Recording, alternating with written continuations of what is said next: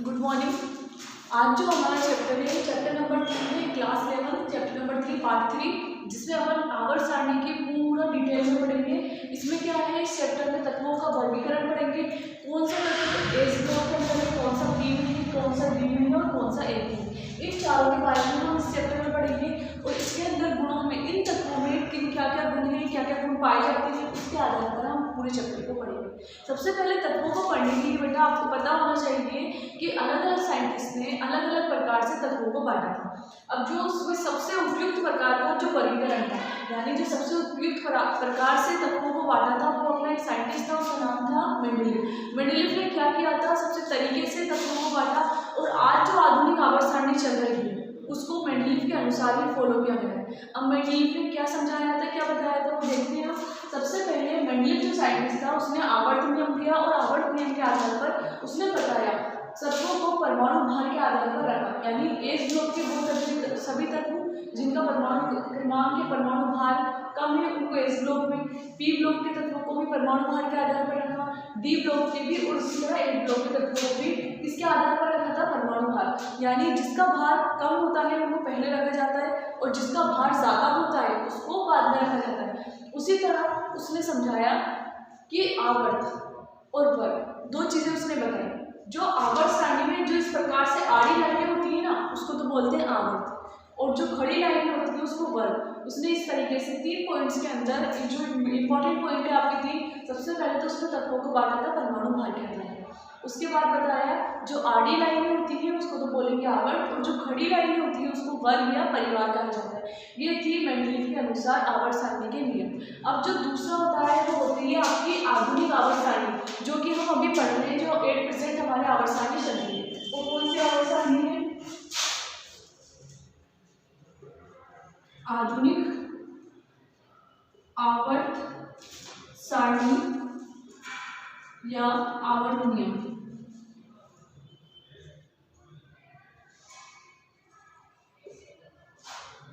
इसके अनुसार क्या बताते हैं, अभी भी जो आवर्त सारणी है उसमें एक चेंजेस किया गया है। अभी साइंटिस्टों ने परमाणु भार के आधार पर नहीं रखे, परमाणु क्रमांक के आधार पर रखा है। किसके आधार पर? परमाणु क्रमांक। जैसे कि आपको हाइड्रोजन को पहचानना है तो हाइड्रोजन का परमाणु क्रमांक होगा 1। उसी तरह आपको हीलियम को पहचानना है तो हीलियम का परमाणु क्रमांक होगा 2। उसी तरह लिथियम का परमाणु क्रमांक है 3। उसी तरह सोडियम का परमाणु क्रमांक होगा यहाँ पर 11।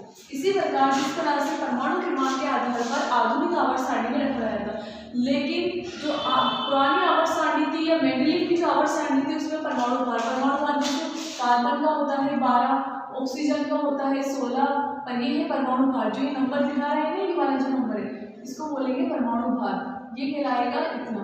ये लगभग परमाणु क्रमांक का दुगना होता है। जैसे कार्बन का परमाणु क्रमांक होता है 6 तो परमाणु भार हो जाएगा 12। ऑक्सीजन का परमाणु क्रमांक होता है 8, परमाणु भार हो जाएगा 16। हाइड्रोजन का होता है परमाणु क्रमांक 1 और परमाणु भार होता है इसका 1.006 के करीब लगभग। ठीक है, उसके बाद लेते हैं जैसे कि आप ले लीजिए सोडियम का एटॉमिक नंबर होता है परमाणु क्रमांक 11 और इसका परमाणु भार होगा लगभग 23 के करीब। ठीक है, उसी तरह जो बोरोन होता है, बोरोन का होता है परमाणु क्रमांक 5 और इसका जो एटॉमिक नंबर परमाणु क्रमांक होगा 5, इसका परमाणु भार होगा लगभग 9 के बराबर। इसी तरह जो मेंडेलीव की आवर्त सारणी थी उसमें तत्वों को परमाणु भार के आधार पर रखा था, लेकिन जो आधुनिक आवर्त सारणी है उसमें परमाणु क्रमांक, ये परमाणु क्रमांक उसी तरह होते हैं जिस तरह एक क्लास में स्टूडेंट को रोल नंबर के हिसाब से जमाया जाता है, उसी तरह हम आवर्त सारणी में इन नंबर्स के हिसाब से 1 2 3 या 4 5 इस नंबर के अकॉर्डिंग अपन तत्वों को रखेंगे। इससे पुरानी आवर्त सारणी और इस आवर्त सारणी में क्या सिमिलरिटीज है? इस आवर्त सारणी में आड़ी लाइनों को आवर्त कहा जाता था, आधुनिक आवर्त सारणी में भी आड़ी लाइनों को आवर्त ही कहा जाता है। और खड़ी लाइनों को क्या बोल रहे थे? मेंडेलीव ने वर्ग बोला था या परिवार, वर्ग या परिवार के हिसाब से जाना था। उसी तरह जो नई आवर्त सारणी है या आधुनिक आवर्त सारणी है उसमें भी खड़ी लाइनों को वर्ग या परिवार ही कहा था। ठीक है, उसके बाद देखिए अभी तक हम अब जो बात करते हैं अपनी जो आधुनिक आवर्त सारणी है उसमें क्या क्या चीजें पाई जाती है उसको देखते हैं।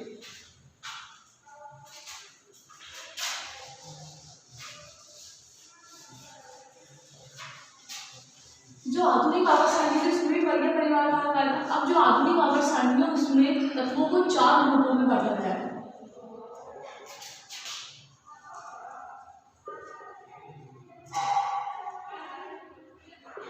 आधुनिक जो सारणी है उसमें तत्वों को 4 वर्गों में बांटा है। कौन से हैं वो? एस ब्लॉक के तत्व,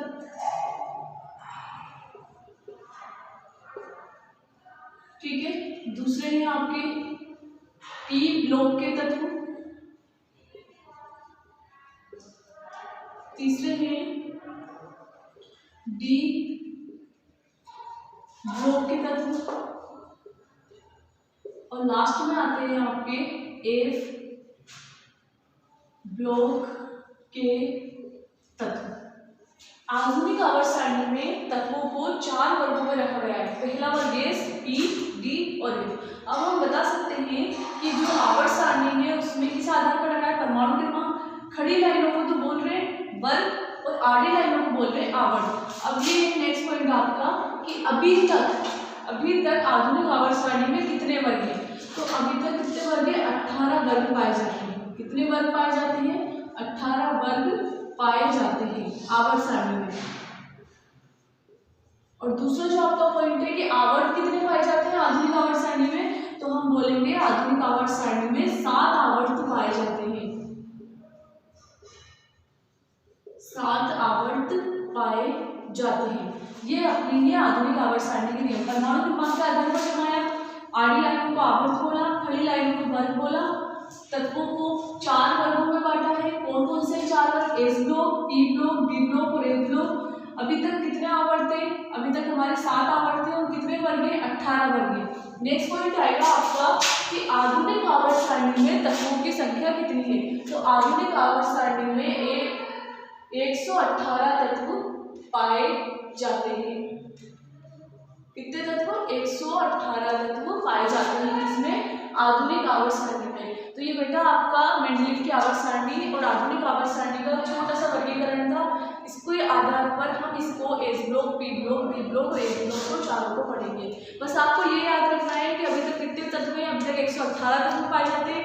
कितने आवर्त हैं? 7 आवर्त हैं। कितने वर्ग हैं? 18 वर्ग हैं। ये हमारी आधुनिक आवर्त सारणी का वर्गीकरण है। अब हम जो पढ़ाई करेंगे हमारा पहला टॉपिक होगा एस ब्लॉक के तत्व। जब तक आप इसको देख लीजिए।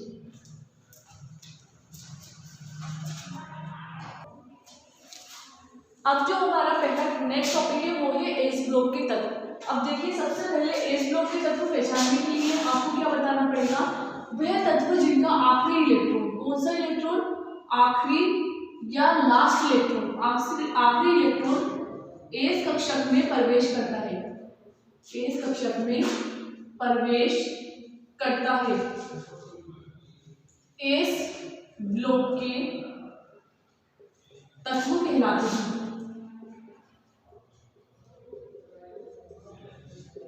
ठीक है, कौन से तत्व एस ब्लॉक के कहलाएंगे? जिनका आखिरी या लास्ट इलेक्ट्रॉन एस कक्षक में प्रवेश करेगा, एस ब्लॉक के तत्व कहलाते हैं।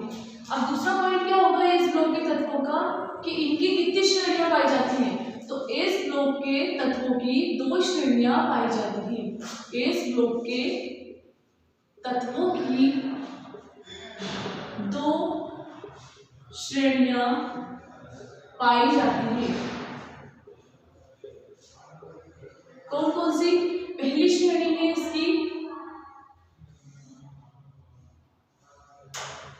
पहली श्रेणी को अपन बोलेंगे क्षार धातुएं। पहली श्रेणी कौन सी होगी? क्षार धातुएं। दूसरी श्रेणी होगी क्षारीय मृदा धातुएं। ये इनकी 2 श्रेणियां होती हैं। अब नेक्स्ट पॉइंट क्या होगा आपका कि क्षार धातुओं में कौन कौन सी धातुएं होती हैं? इसमें आएंगी hydrogen, lithium, sodium, potassium, rubidium, caesium और फ्रेंसियम। क्षारीय मृदा धातु में beryllium, magnesium, calcium, strontium, barium और रेडियम। इसका नाम है hydrogen, lithium, sodium, potassium, rubidium, caesium और फ्रेंसियम। इसके बाद ये है beryllium, magnesium,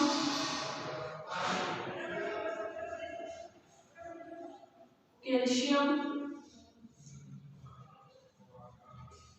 strontium, barium, radium. ये क्षार धातु है और ये क्षारीय मूल धातु है। हाइड्रोजन एस ब्लॉक का तो तत्व है, लेकिन हाइड्रोजन को एस ब्लॉक के तत्वों में लिखा जाता है क्योंकि इसके बाह्यतम कोश का जो इलेक्ट्रॉनिक विन्यास होता है वो एस कक्षक के बराबर होता है। लेकिन जो एस ब्लॉक के तत्वों की पहली श्रेणी की बात होती है वो लिथियम से शुरू होती है। हाइड्रोजन को केवल एक इलेक्ट्रॉन होने के कारण इसको एस ब्लॉक के साथ रखा जाता है, लेकिन ये एस ब्लॉक का प्रॉपर तत्व नहीं है, इसकी स्टडी अलग से की जाती है हाइड्रोजन के बारे में। तो इसका एटॉमिक नंबर होता है ए, जो हम परमाणु क्रमांक के आधार पर पढ़ रहे हैं ना अपन आधुनिक आवर्त सारणी। आधुनिक आवर्त सारणी में किस आधार पर बांटा जाता है? परमाणु क्रमांक के आधार पर। तो हम इनके परमाणु क्रमांक के आधार पर ही इनको याद करेंगे। इसका परमाणु क्रमांक होता है 1, इसका होता है 3, इसका 11, इसका 19, 37, 55 और 87। ये इस तरीके से अपन को याद करना है। एस ब्लॉक का पहला वर्ग कौन सा है? क्षार धातु है। Hydrogen, lithium, sodium, potassium, rubidium, caesium, francium. और आपको जो याद करना है इनको परमाणु क्रमांक के आधार पर 1, 3, 11, 19, 37, 55, 87। अब ये हाइड्रोजन को मैंने बताया आपको कि एस ब्लॉक के साथ रखा जाता है, लेकिन अपन इसकी डिटेल स्टडी अलग से करते हैं। लेकिन इसके बाह्यतम कोश में एक इलेक्ट्रॉन है, इसलिए इसको हाइड्रोजन एस ब्लॉक की पहली श्रेणी के साथ रखते हैं। अब जस्ट इसके पास वाले तत्व कौन से? क्षारीय मृदा धातु है, यानी एस ब्लॉक की दूसरी श्रेणी। पहली श्रेणी क्षार धातु है और दूसरी श्रेणी है क्षारीय मृदा धातु है। तो इसका 3 है तो इसका एटॉमिक नंबर हो जाएगा परमाणु क्रमांक 4। इसका 11 है तो इसका हो जाएगा 12। इसका 19 है तो जस्ट पास है, इसका हो जाएगा 20। 37 है तो इसका हो जाएगा 38। 55 है तो इसका हो जाएगा 56 और इसका 87 है तो इसका हो जाएगा 88। ये हमारा एस ब्लॉक आज कंप्लीट होता है। एस ब्लॉक में क्या क्या पढ़ा? जिसका आखिरी इलेक्ट्रॉन एस कक्षक में प्रवेश करेगा एस ब्लॉक के तत्व कहलाएंगे। आवर्त सारणी में एस ब्लॉक के तत्वों की कितनी श्रेणियां हैं? 2 श्रेणियां हैं। पहली है क्षार धातु है, दूसरी क्षारीय मृदा धातु। अब क्षार धातुओं में कौन कौन से तत्व आते हैं? Lithium, sodium, potassium, rubidium, caesium और फ्रेंसियम। इनको हम एटॉमिक नंबर के आधार पर याद करेंगे। और क्षारीय मृदा धातु में beryllium, magnesium, calcium, strontium, barium और रेडियम। इसको इस तरीके से याद करते हैं। इनको याद करने की भी ट्रिक होती है, जो मैं प्रीवियस वीडियो जो मैंने उसमें बताई है। मैंने इसको याद कर लेते हैं आप। हेलिना की रब से फरियाद, हेलिना की रब से फरियाद। इस ट्रिक से भी आप इसको याद कर सकते हैं। फरियाद से फ्रेंशियम, से सीजियम, रब से रुबिडियम, की से पोटेशियम, एन से सोडियम और ली से लिथियम और ये से आप याद करेंगे हाइड्रोजन। ये इसको याद करने की ट्रिक है हेलिना की रब से फरियाद। दूसरी जो ट्रिक काम करती है वो होती है अपनी बेटा मांगे कार, स्कूटर, बाप राजी। ये आपकी दूसरी चीजें याद करनी थी। बेटा से बेरिलियम, मांगे से मैग्नीशियम, कार से कैल्शियम, स्कूटर से स्ट्रोंशियम, बाप से बेरियम और राजी से रेडियम। ये हमारा टॉपिक कंप्लीट होता है इस ब्लॉक के लिए। आगे हम दूसरा टॉपिक नेक्स्ट वीडियो में डिस्कस करेंगे। Thank you so much.